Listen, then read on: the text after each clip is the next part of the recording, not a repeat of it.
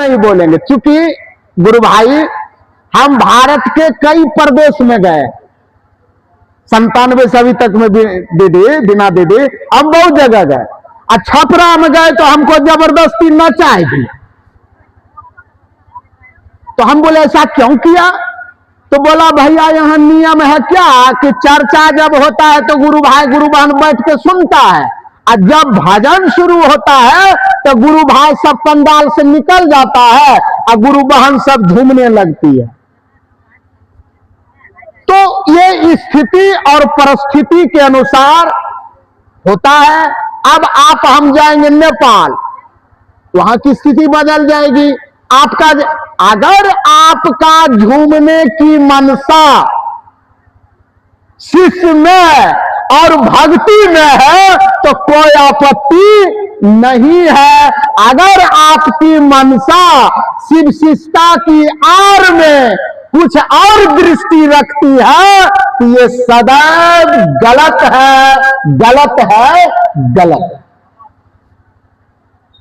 और सवाल है, सत्यम एवं सुंदरम शिव को कहा गया है तो फिर राम नाम सत्य क्यों कहा जाता है? देखिए यहां चीटिंग कर लिया, ये सब बात हमसे मत पूछिए, अब पूछिए तो हृदय मजबूत रखिए। रामचरितमानस की रचना गोस्वामी तुलसीदास जी ने किया।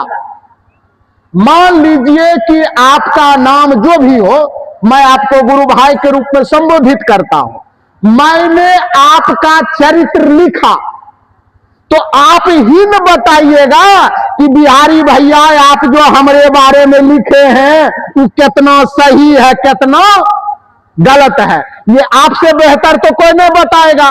तो मेरे समझ से गोस्वामी तुलसीदास जी को रामचरितमानस को लेकर अयोध्या जाना चाहिए। वो अयोध्या में जाकर के वो पुस्तक रखते तो उस पर राम भगवान हस्ताक्षर करते, सही या गलत। लेकिन तुलसीदास जी ने श्री रामचरितमानस को लेकर के कहां रखा? काशी विश्वनाथ में। जब आप जाइएगा मुखिया जी से दस्तखत करवाने, अब मुखिया जी बढ़िया से आपका दस्तखत करेंगे तो बढ़िया से लिखेंगे फलाना भाई को मैं निजी रूप से जानता हूं। अगर उनका मन रहेगा कि नहीं हो के ना हो करके चिट्ठी टरका देती तो वो लिखेंगे जथा प्रस्तावित, यानी हमरा लिगाइले हमें लिख दिलिए, अब आगे की इंक्वायरी तुम करो। ऐसा होता है दरखास्तर में। तो बहन ध्यान से सुनना भाई,